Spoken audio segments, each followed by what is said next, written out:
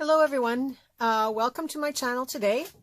My name is Kim, and today I'm doing a Mass Making Monday segment. This is a collaboration by Kim Tracy Murray from Vintage Lilac Memories, and I will put a link to her channel below. She is mass making envelopes today, and I wanted to do something similar, not exactly the same as hers, because hers are beautiful, and I wanted to do something different so that you can go from one channel to the next and make a variety of different envelopes and mass make.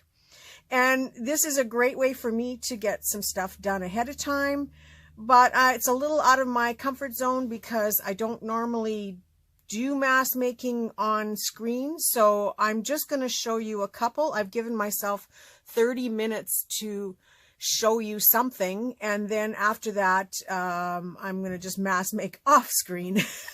so you can see my desk is a little bit messy.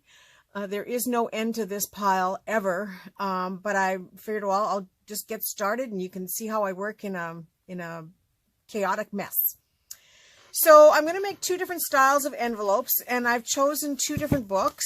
These are books that I had picked up recently at the thrift shop, and I don't know if you remember this one. This was a kind of a cream colored book with green print inside of it. So I've just torn a few pages out to get started using that one. And then this was another book picked up at the same time. It was when I was picking up all those flower books. And there were a lot of black and white photo pages in here that I thought I would use for envelopes today.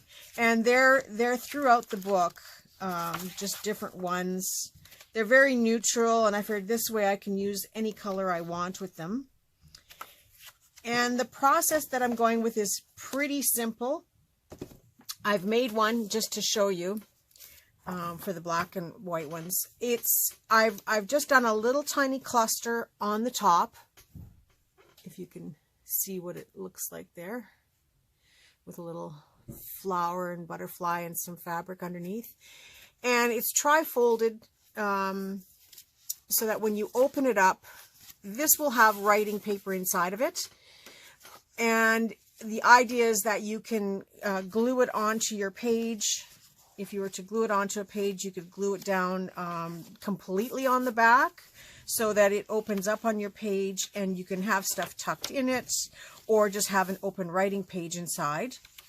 Or you could glue it on three sides and leave this part open for a pocket.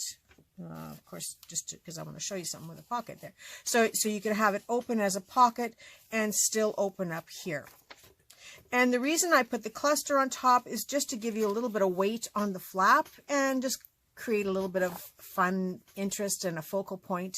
You can also add collage on top, just flat, but I just thought this was kind of fun and something different. And again, just to give you enough weight to hold the envelope down. I'm not the first one to make these. I've seen several people make them. Rachel from Roxy's Creation, I think, is one of the first ones that I saw. She makes them in all sizes and probably a little bit different than this as well.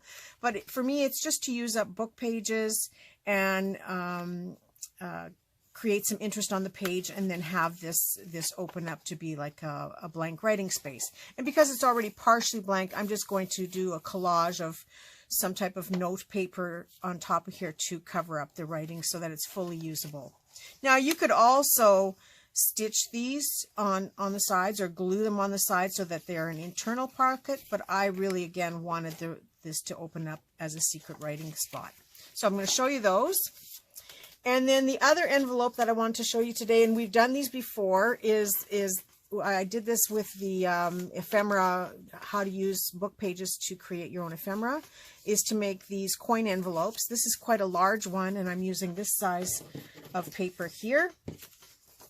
And these are great. I haven't decorated this one yet. I was torn as to what to do here. But these are great to have as floating pockets, or you can glue them down into your book, or glue them down on one or two sides to make like a belly band or a side pocket or a tuck spot for a tag, and still have the envelope open up at the top. So I'm just going to do maybe 2 or 3 of each and then decorate them with you. And then after that, I'm going to work the rest of them off screen. If I'm going to make these for myself, I'm probably going to make a pile of them. So I will later on in another video show you, or in a picture show you how many I made. But for today, just a handful. So I took my pages that I cut out of this book, and I just trimmed off the rough edge, because when I tore them out of the book, I just tore the paper out and I just trimmed off this rough edge along the side. So enough said about that book. And I'm just going to give myself a little bit of working space. You can see that I'm really down to the end here of space. So I just kind of folded it in a little better than a third, because I don't want the flap to be all the way down to the bottom. I don't measure, I just wing it and hope for the best. And so in this case now, it's not going to go right to the bottom. You can see that edge there. And it's just a way to show you what to do with these black and white pages. They're so neutral that you can pretty much do anything with them. And I started out with a piece of scrap coffee dyed paper, and I don't know where I put it, but we'll just grab another piece. Oh, here we go. And I just roughly tore the edges. So this is going to be the base for making my cluster. And I'm going to take a piece of fabric that is just a little bit smaller.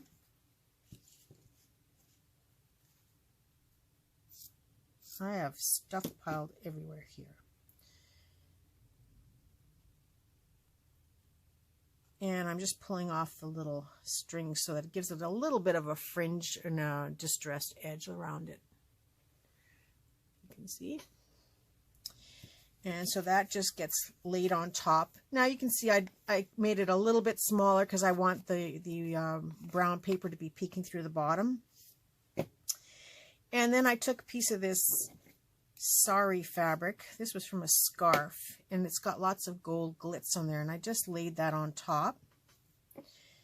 And then, where did my fringe go? There we go.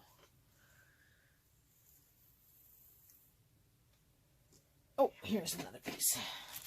Like I said, I'm not organized with this. I'm not used to working in this method. I just cut off a little piece.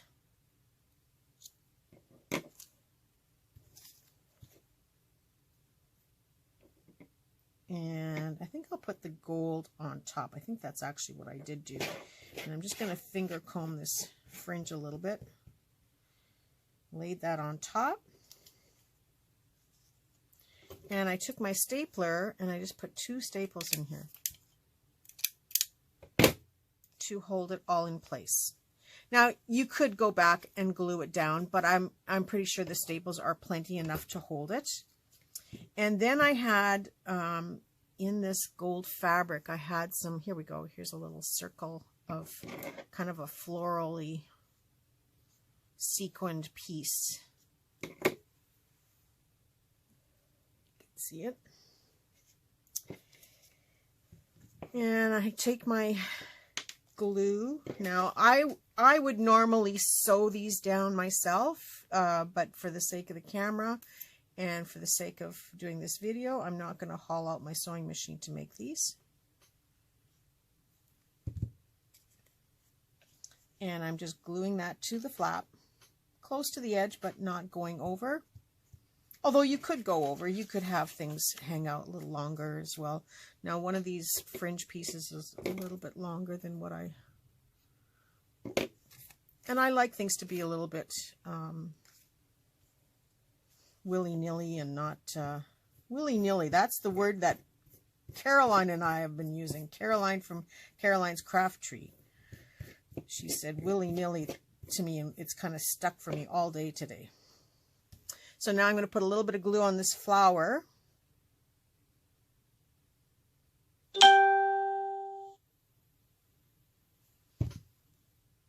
and add that to the top. And the reason I'm doing that is just to cover the staples so that you don't see the staples at all. And then a butterfly. Now I had a whole package of butterflies. Where on earth did that go to on my table here? Well, I've got this little burgundy one that I can use. I'm just going to take a little bit of ink and ink up the edges of it.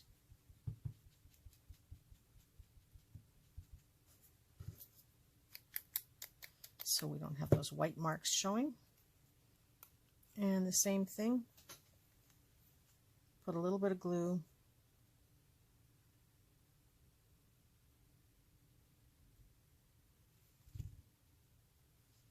And glue it down to my cluster.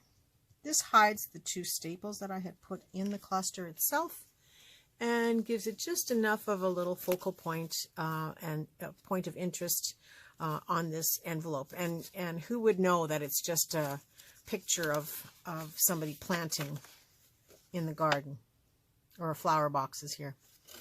So again, on the inside, I will put some blank paper to finish this off, but this is how I'm leaving it for at this point. And going on to making another one.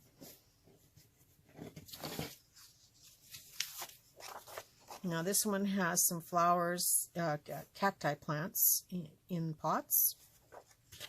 So approximately a little better than a third up.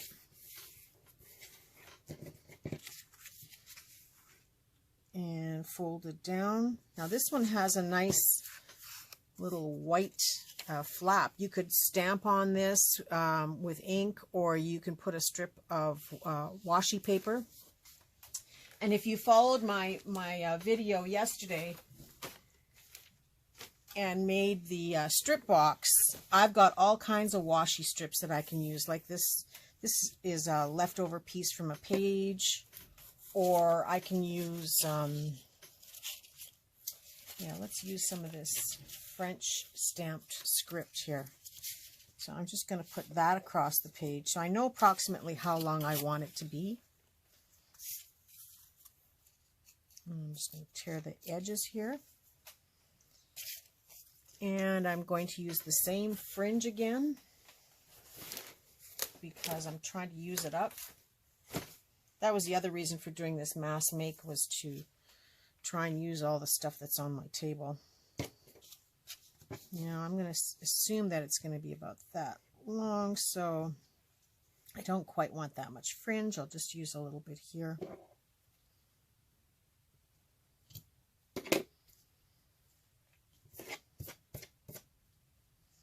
And let's put a little bit of this behind, but not to cover up the whole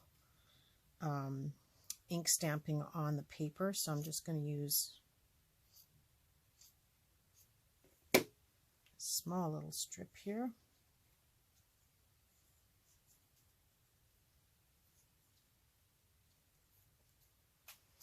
And let's see if I can find another one of those circles to use.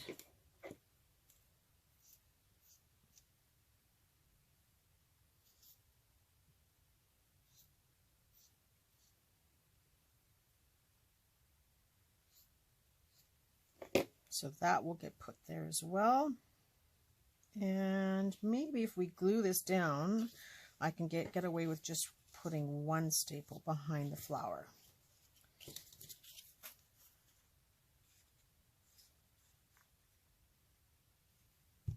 Now, because I don't know exactly where these things are going as far as a journal, I haven't made the journal that they're going into. I'm just using the scraps that are on my table. Aside from the flap, I'm really not going to ink them. I'm not going to decorate too much inside until I'm actually going to use it. Only because then I may want to enhance and decorate a little bit with items that are related to the journal. So right now they can stay pretty neutral. I'm just putting in one staple to hold it all together. I have glued it, so it should be okay as far as staying together on the page. And I'm just going to put the flower to cover the one staple. You could use buttons, beads, Maybe you have some nice GIMP trim you can use to cover the staple edges. And now we'll just glue this on.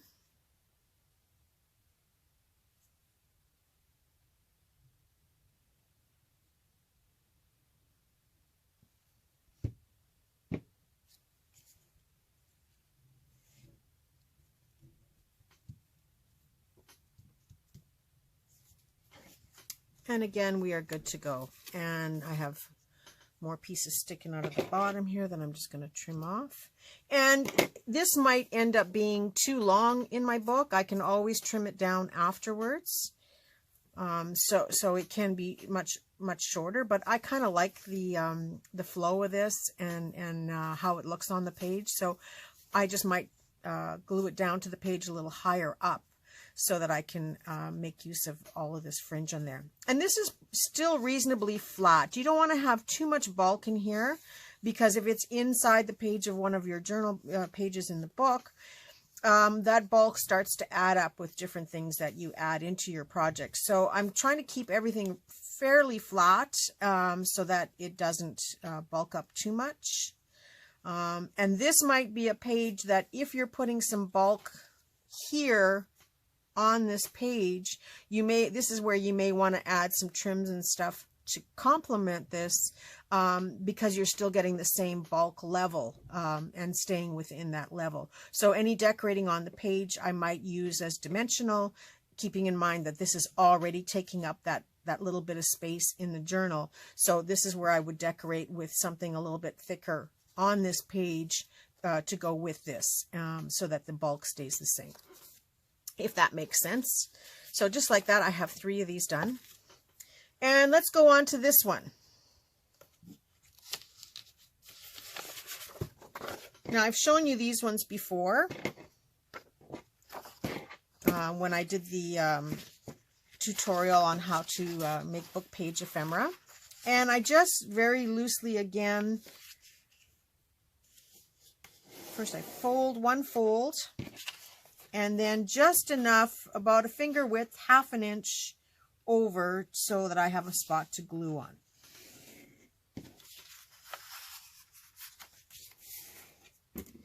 And yes, this is my bone folder.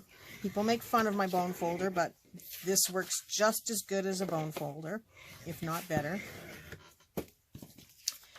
And then from the bottom, I'm just going to go up about a half an inch, folding this up.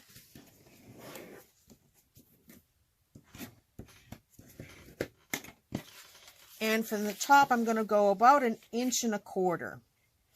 Now, I've made so many of these in my day that I don't even think about the size. I just do them, and I'm sure that once you've made a couple hundred of these, you'll have the same method of doing them. I don't measure, I just go for it. Now, in my other tutorial, I explain this by showing you by drawing a line.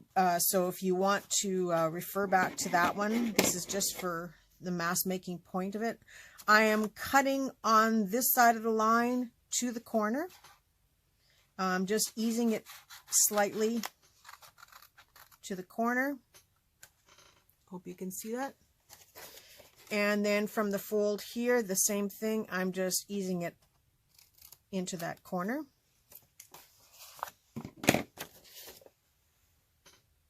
You can see. And then doing the same thing on the other side. I go into more detail in the other video, so if you want to check that out, it is the mask making ephemera. And then I'm going to do the same thing on the top. Just easing towards that corner where the 2 folds meet. And then same with this one, although you can't see it.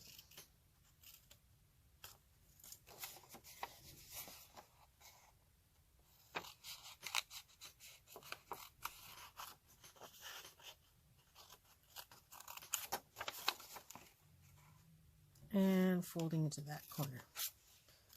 Now this has a bit of a scratchy edge at the top from being torn out of the book, but I kind of like it, so I'm just going to leave it like that. And then when you fold this up, you can see that the envelope has kind of made its own little rounded edge here, so it's not touching up against the flap, and the flap is good to go. If you don't like the squared corners, you can round them off. If you have a round corner punch, you can use that, but I, again, just do it to make my corners round just by cutting with the scissors.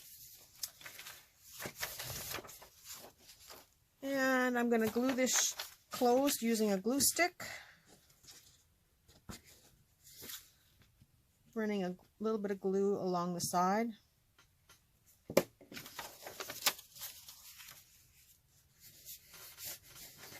Now there is, I'm going to do a little bit on this side too, because there is a little bit more of a fold there. And then gluing the bottom shut.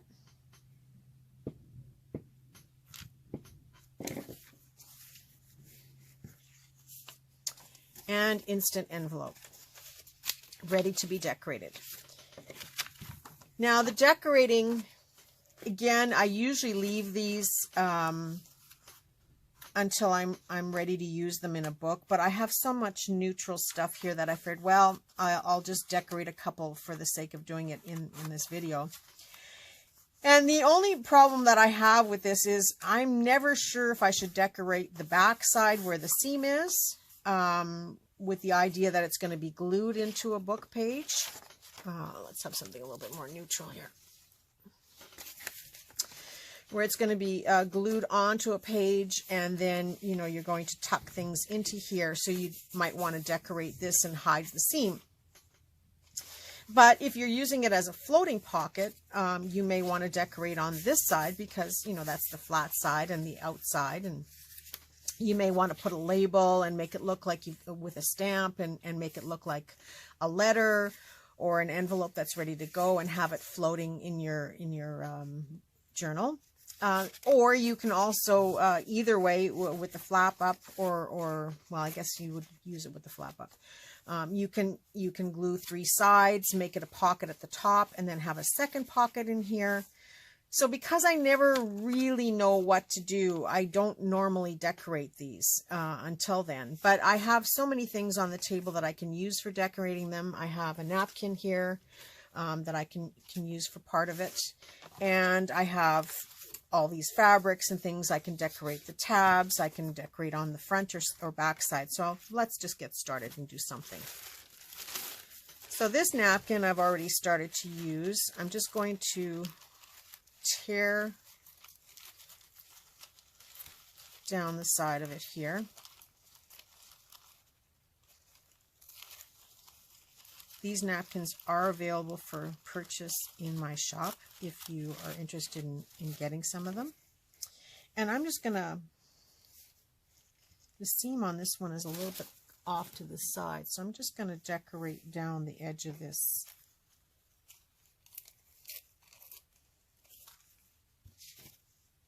And when I glue napkins, I usually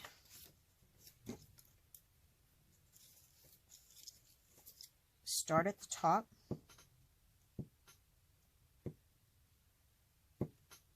where the napkin is going to go, press it into place, and then I lift and work my way down.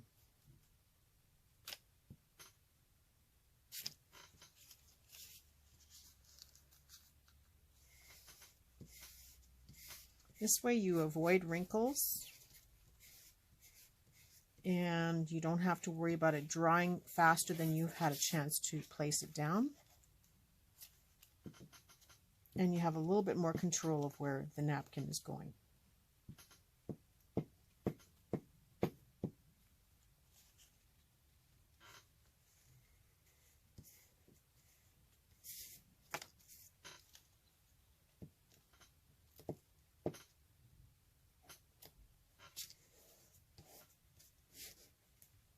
And I still have a little bit down here on the bottom. Am I still in camera? Good.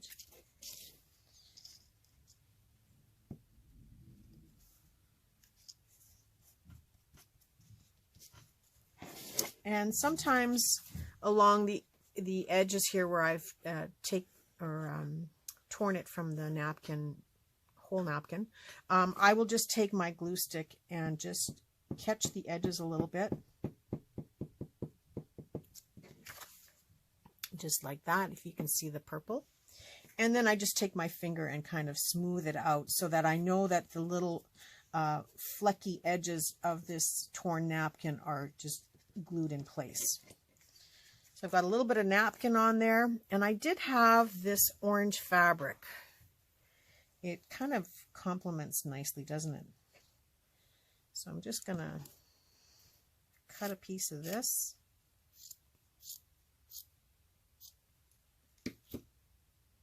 And rough up the edges.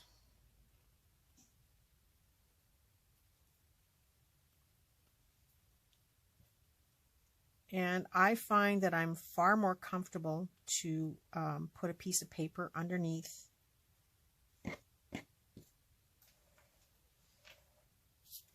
to work with. And this is again where I use up a lot of my strips and scraps and bits. So I'm just going to cut a piece that's almost the same size, just slightly smaller. So if you turned it over, you'd see it's just slightly smaller. And I'm going to build on this a little bit with what? Let's see. I do have some butterflies in here. Now this one is kind of a pretty one to go with it. So I think I'll have that on there. And hopefully I have a second one. Yes, I do. So I think I'll just take away some of this white edge.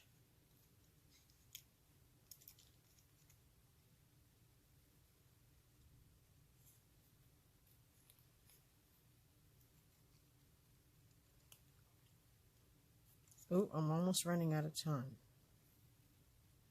Because I said I was only going to do this for 30 minutes. So one butterfly is going to go there, but when I put the butterfly on there, you can't even see it. So I'm just going to take a piece of book page.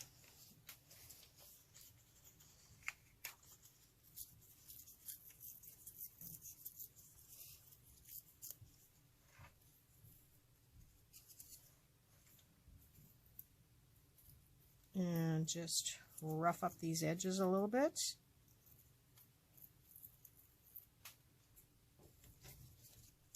And again, staple all of this together. I think I'll just do one staple in the center and put a little bit of glue.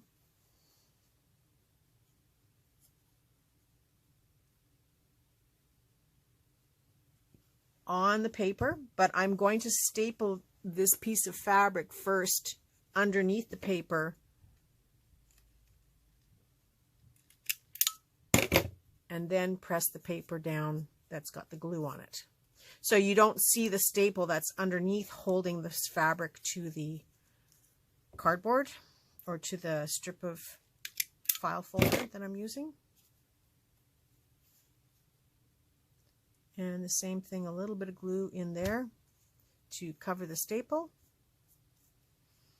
And so now this is going to be on here. Do I want it that way? Do I want it this way? I think I like it better this way.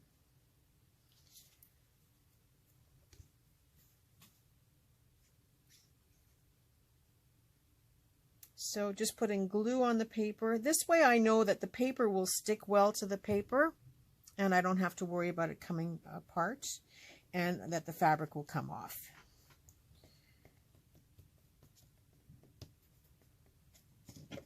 And then I'm going to glue my butterfly. Now you could use a bird, you could use a label, you could use a flower, you could use an image of a person, a ticket. There's a million things that you can add on to these things. I say that a lot, a million. There's a million ways you can do this.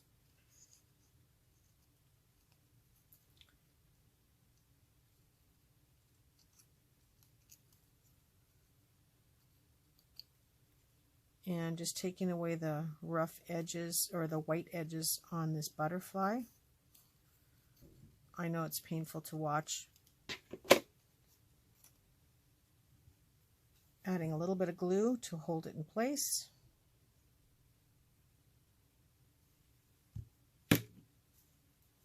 And I think I'll just glue them right there. And I think that's good to go. It's ready now to put stuff inside of it. I could also decorate the flap with maybe a little bit of the napkin. I could also use more of the napkin on this side if I decide to make it as a floating pocket. But I did say I was only going to work in 30 minutes. So I've completed 3 envelopes for you in 30 minutes. Because one of them I actually had done already. But we'll put it in the picture just for fun. And I did make an extra envelope here that I can decorate. So I hope this gives you some ideas of how to mass make and do things quickly. This only took me 30 minutes and I've got 3 envelopes because I won't count the one that I did already, but I have 3 envelopes done. And I will continue working for a couple hours here. So who knows what I'll get done before the day is over.